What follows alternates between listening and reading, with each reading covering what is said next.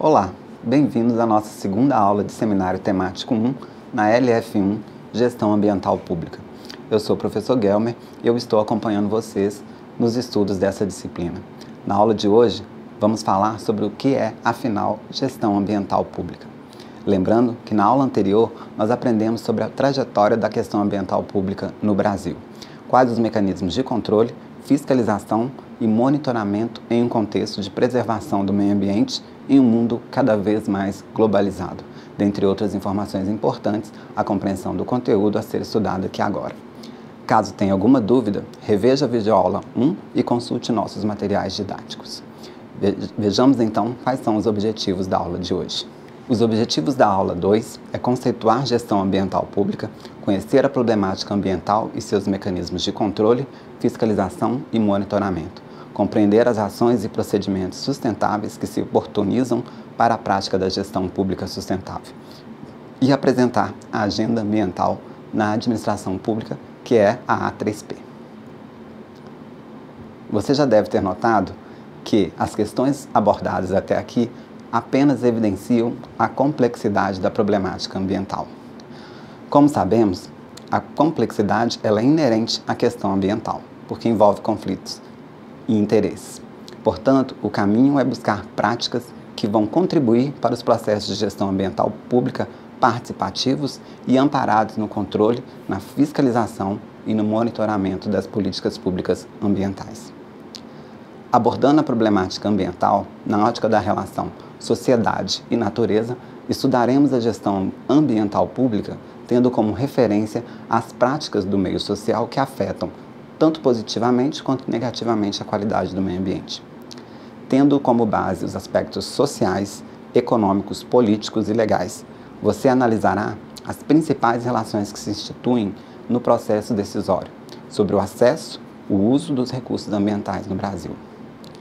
Isso significa que a chave do entendimento da problemática ambiental está no mundo da cultura, ou seja, na esfera da totalidade da vida em sociedade, e de como que essa sociedade vai se relacionar com o meio ambiente.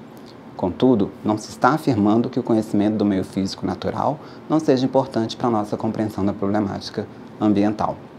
É mais do que importante, ela é fundamental para verificarmos as implicações da ação do homem no meio natural e para o próprio meio e para o meio social.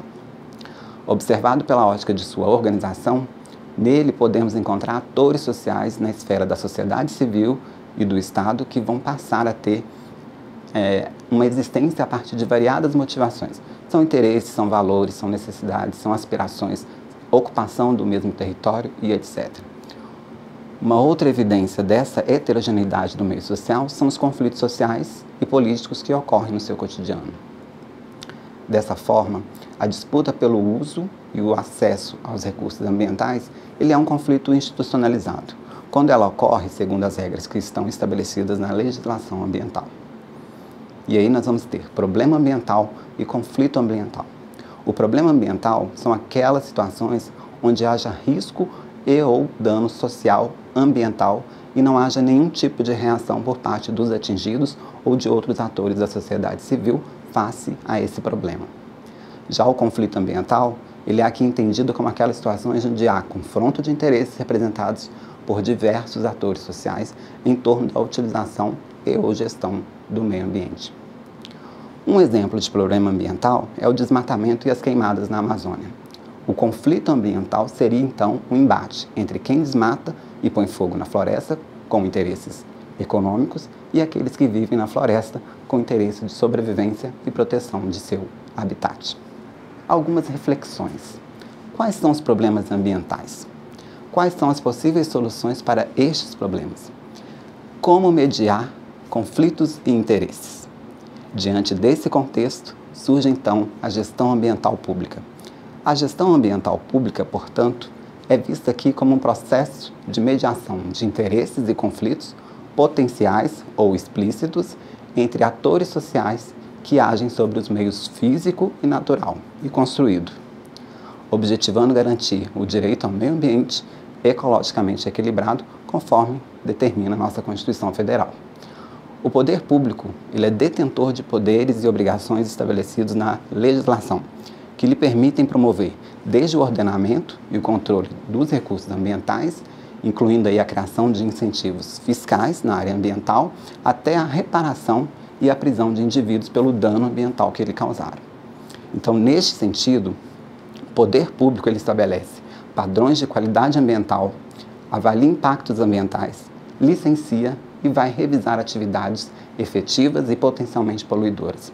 Disciplina a ocupação do território e o uso dos nossos recursos naturais, cria e gerencia áreas protegidas, obriga a recuperação do dano ambiental pelo agente causador, promove o monitoramento, a fiscalização, a pesquisa, a educação ambiental e outras ações necessárias ao cumprimento da sua função mediadora. A Constituição de 88 ela fez do poder público o principal responsável pela garantia a todos os brasileiros do direito ao meio ambiente ecologicamente equilibrado. Para isso, ela determina 7 incumbências ao poder público e somente a ele para assegurar a efetividade desse direito. Mas a mesma sociedade que deve ter assegurado seu direito de viver num ambiente que lhe proporcione uma sadia qualidade de vida, também precisa utilizar os recursos ambientais para satisfazer suas necessidades básicas. E todos nós sabemos que não é possível vida digna e saudável sem um atendimento dessas necessidades.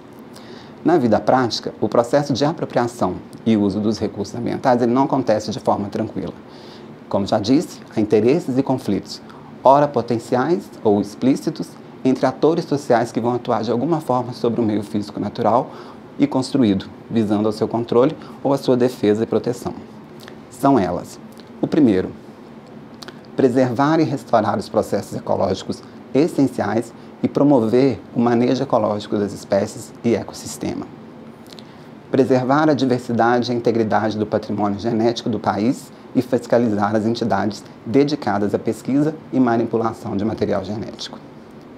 Definir, em todas as unidades da Federação, os espaços territoriais e seus componentes a serem especialmente protegidos, sendo a alteração e a supressão permitida somente através de lei, vedada qualquer utilização que comprometa a integridade dos atributos que justifiquem sua proteção. O quarto é exigir, na forma da lei, para instalação de obra ou atividade potencialmente causadora de significativa degradação do meio ambiente, um estudo prévio de impacto ambiental a que se dará publicidade, como é o caso das construções de usinas hidrelétricas. O quinto é controlar a produção, a comercialização e o emprego de técnicas e métodos e substâncias que comportam risco para a vida, a qualidade de vida e o meio ambiente. O sexto é promover a educação ambiental em todos os níveis de ensino e a conscientização pública para a preservação do meio ambiente. E o sétimo, proteger a fauna e a flora, vedada, na forma da lei, as práticas que coloquem em risco sua função ecológica, provoquem a extinção de espécies ou submetam os animais à crueldade. Para isso, nós temos a regulação ambiental, que é a parte instrumental da gestão ambiental pública. Regulação ambiental é um conjunto diverso de instrumentos pelos quais os governos especificam requisitos para as empresas e cidadãos no seu relacionamento com o meio natural. E os instrumentos regulatórios são os meios adotados por autoridades para promover a adoção de medidas ou a mudança no comportamento dos agentes de forma a atingir objetivos sociais, especificamente reduzir e controlar as pressões e impactos originados pelas atividades econômicas no meio. Nesse momento, portanto, nós vamos falar da Política Nacional do Meio Ambiente, que é o PNMA, que é uma lei de número 6.938, criada em 31 de agosto de 81, que vai definir os seguintes instrumentos regulatórios. Nós temos os padrões, que são os padrões ISO, nós temos o zoneamento, as avaliações de impactos ambientais, o licenciamento ambiental, a criação de espaços protegidos, como as unidades de conservação, parques e APAs. As penalidades podem ser disciplinatórias ou compensatórias, como os termos de ajuste de conduta.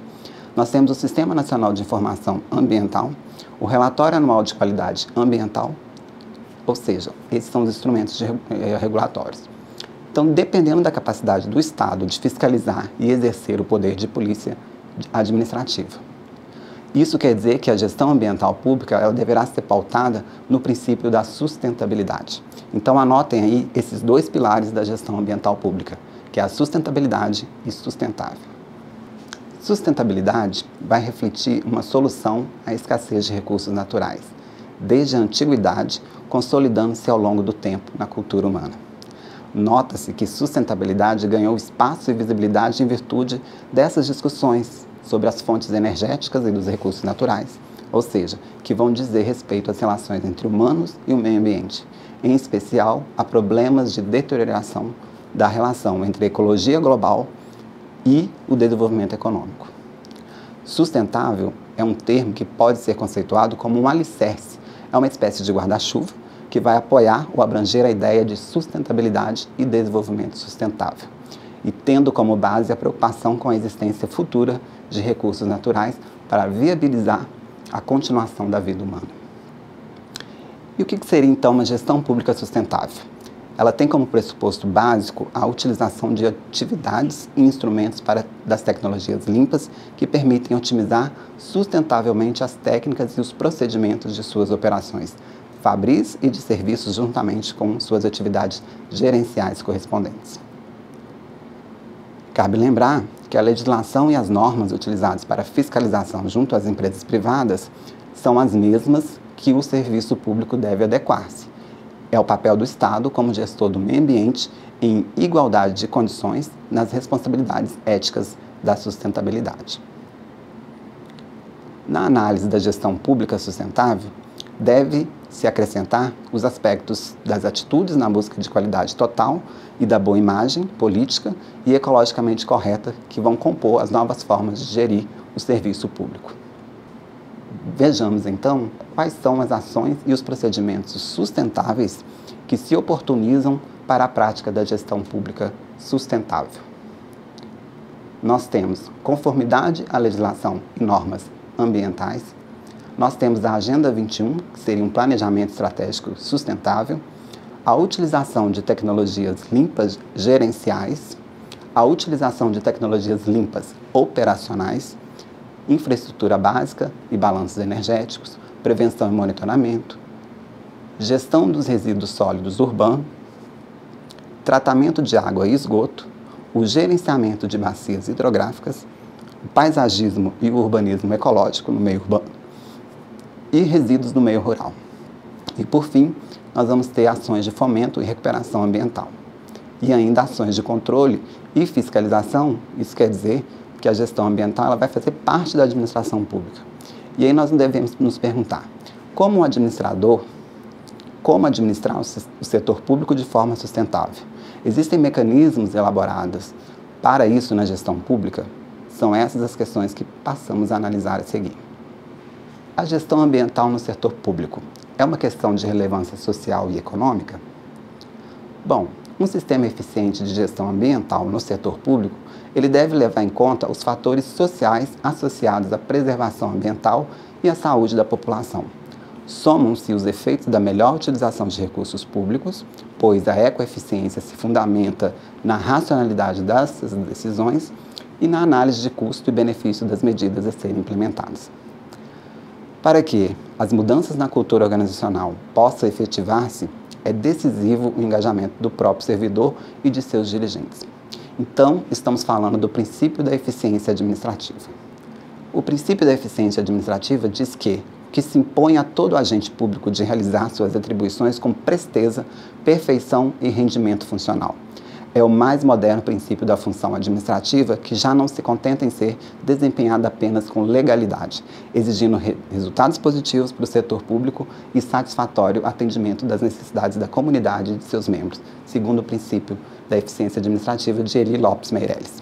Então, entende-se que o princípio da eficiência há que se veredar para os caminhos de uma releitura à luz do princípio constitucional da sustentabilidade ambiental, ou seja, toda atividade administrativa, para ser eficiente, segundo parâmetros constitucionais, deve observar as diretrizes que a sustentabilidade ambiental estabelece, já que o meio ambiente equilibrado é bem de uso comum do povo e essencial à sadia qualidade de vida. Denota-se que a boa administração pública é um direito fundamental e a atividade administrativa, para ser eficiente, deve advir do princípio constitucional da sustentabilidade ambiental. Com efeito, a eficiência tem conexão com a boa administração, e a boa administração só se obtém se a atividade administrativa considerar o princípio do desenvolvimento sustentável em suas ações. Vamos tentar compreender agora qual o principal instrumento para obter êxito na gestão ambiental pública, que é a Agenda Ambiental na Administração Pública, a A3P. O objetivo dessa agenda é estimular os gestores públicos a incorporar princípios e critérios de gestão socioambiental em suas atividades rotineiras, levando à economia de recursos naturais e à redução de gastos institucionais por meio do uso racional dos bens públicos, da gestão adequada dos resíduos, da licitação sustentável e da promoção da sensibilização, capacitação e qualidade de vida no ambiente de trabalho. E para isso, qual o papel do administrador público na gestão pública? A administração pública, como grande consumidora de bens e serviços, como cumpridora responsável das políticas públicas e com o poder de compra que possui por meio das licitações, precisa dar o exemplo das boas práticas nas atividades que lhe cabem. Nesse sentido, o Ministério do Meio Ambiente criou o programa Agenda Ambiental na Administração Pública, a A3P. Uma ação que busca a construção de uma nova cultura institucional nos órgãos e entidades públicos. Sustentabilidade no âmbito governamental tem sido cada vez mais um diferencial da nossa gestão pública, onde os administradores passam a ser os principais agentes de mudança. Simples e pequenas ações realizadas diariamente, como, por exemplo, o uso eficiente da água e da energia, a coleta seletiva, o consumo responsável de produtos e serviços, entre outros, contribuem para este processo. Mas, afinal, o que é a A3P? A A3P é um programa do Ministério do Meio Ambiente criado como resposta da administração pública à necessidade de enfrentamento das graves questões ambientais. Era preciso pensar em como gastar menos energia para manter as instalações, como reduzir os gastos, como gerar o mínimo de rejeitos, como adquirir produtos que causassem menos dano ao meio ambiente, em suma, como implantar um programa de sustentabilidade na administração pública.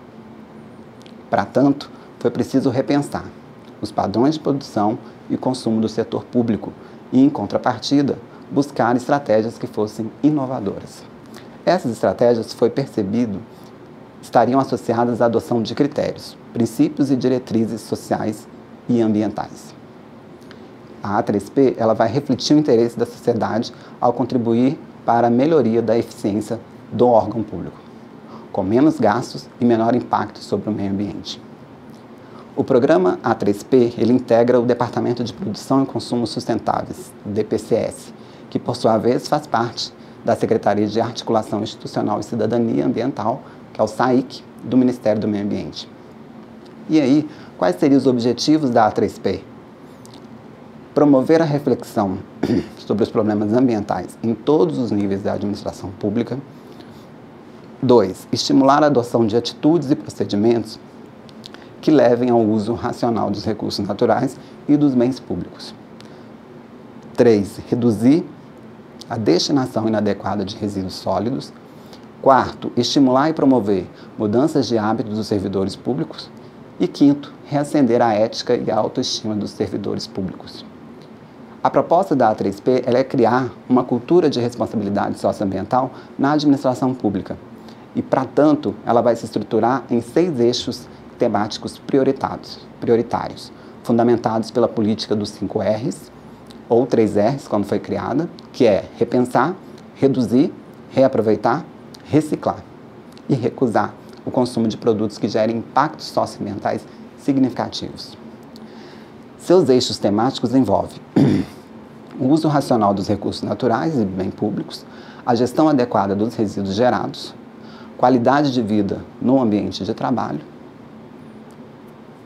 ainda sensibilizar e capacitar os servidores para a questão ambiental, o setor de compras públicas sustentáveis, construções sustentáveis, e aí nós devemos nos perguntar, quais então são os desafios da implantação da A3P? Com isso, a A3P buscará a sensibilidade de todos os envolvidos nos processos. Não apenas da equipe gestora, como também atingindo os níveis operacional, tático e estratégico, pois certas atividades administrativas e operacionais são causadoras de danos ambientais e precisam ser revisadas e corrigidas. Ou seja, não é uma luta individual, mas sim coletiva, sendo um grande desafio para a A3P, uma vez sendo um programa voluntário que vai buscar uma mudança de atitude desse conceito nos agentes públicos. Contudo, a gente observa que a A3P ela busca adequar o comportamento do consumidor do governo aos preceitos constitucionais sobre a responsabilidade ambiental compartilhada, que é tarefa de todos os segmentos da sociedade, do setor público e do produtivo. Assim, a implantação à A3P ela pode trazer uma série de vantagens, tais como redução de água, energia e outros insumos, qualidade de vida organizacional, redução de danos ao meio ambiente, uma economia financeira, um futuro melhor para as próximas gerações, entre outros. Baseado nisso, a política dos 5 R's e 3 R's deve ser adotada juntamente com os pilares da A3P. No slide 11, a gente está vendo a política dos 5 R's. Os 5 R's eles fazem parte de um processo educativo que tem por objetivo uma mudança de hábitos no cotidiano dos cidadãos. A questão-chave é levar o cidadão a repensar seus valores e práticas, reduzindo o consumo exagerado e o desperdício. Antigamente, a política se denominava de 3 R's. E o conceito da política dos 3 R's é que o problema da insustentabilidade do nosso planeta está na cultura do consumo desenfreado. Para amenizar este problema, foi criado o conceito dos 3 R's, que é reduzir, reutilizar e reciclar. Não sendo possível o primeiro, tenta-se o segundo. Se o segundo também não for possível, deve-se adotar o terceiro. Conceito simples, não? Pois é, mas ninguém pensou nisso até que o planeta começasse a esquentar. Nos dias atuais, há várias empresas que utilizam e colocam em prática o conceito. Aproveitar o conceito de uma forma lucrativa e também sustentável, visando a melhoria de todos, tanto empresa-pessoa, empresa-meio ambiente e meio ambiente-pessoa.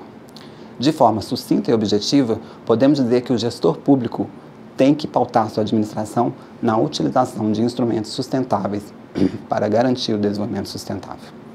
Dentre os instrumentos estão as compras públicas sustentáveis. Anote aí o que são compras públicas sustentáveis. São aquelas que incorporam critérios de sustentabilidade nos processos licitatórios, ou seja, são consistentes com os princípios abarcados pelo desenvolvimento sustentável, um conceito complexo que busca promover uma sociedade mais justa e equitativa para gerações atuais e futuras, desenvolvendo-se nos limites ou na capacidade de suporte do meio ambiente. Trata-se das compras sustentáveis, que consistem naquelas em que se tomam atitudes para que o uso dos recursos materiais seja o mais eficiente possível. Isso envolve integrar os aspectos ambientais em todos os estágios do processo de compra, de evitar compras desnecessárias, a identificar produtos mais sustentáveis que cumpram as especificações de uso requeridas. Então, logo, não se trata de priorizar produtos apenas devido ao seu aspecto ambiental, mas sim considerar seriamente tal aspecto juntamente com os tradicionais critérios de especificações, de técnicas e de preço. Então, nesse sentido, o governo federal ele regulamentou a utilização de critérios sustentáveis na aquisição de bens e na contratação de obras e serviços, através da Instrução Normativa 1901/10. São considerações que devem ser feitas pelo agente público tomador de decisão. Deverá ser avaliada se existe uma necessidade real de aquisição desses produtos. Essa decisão ela poderia ser tomada baseada nas circunstâncias sob as quais o produto foi gerado, levando em conta que os materiais com os quais foi feito e as condições de trabalho de quem o gerou. Então, a gente deveria ser feita uma avaliação em relação ao seu futuro, ou seja, como este produto se comportará durante sua fase útil e após a sua disposição final. E um dos principais dispositivos das compras sustentáveis está na licitação sustentável. Vamos ao seu conceito. A licitação sustentável é uma solução para integrar as considerações ambientais e sociais em todos os estágios do processo da compra e contratação dos agentes públicos de governo, com o objetivo de reduzir impactos à saúde humana, ao meio ambiente e aos direitos humanos. A licitação sustentável ela permite o atendimento das necessidades específicas dos consumidores finais por meio da compra do produto que oferece um maior número de benefícios para o ambiente e a sociedade. A licitação sustentável é também conhecida como compras públicas sustentáveis, ecoaquisição, compras verdes, compra ambientalmente amigável e licitação positiva. Portanto, a licitação sustentável ela é o procedimento que vai permitir a introdução de critérios ambientais, sociais e econômicos nas aquisições de bens, contratações de serviço e execução de obras, tendo por fim o desenvolvimento da sociedade em seu sentido amplo e a preservação de um meio ambiente equilibrado.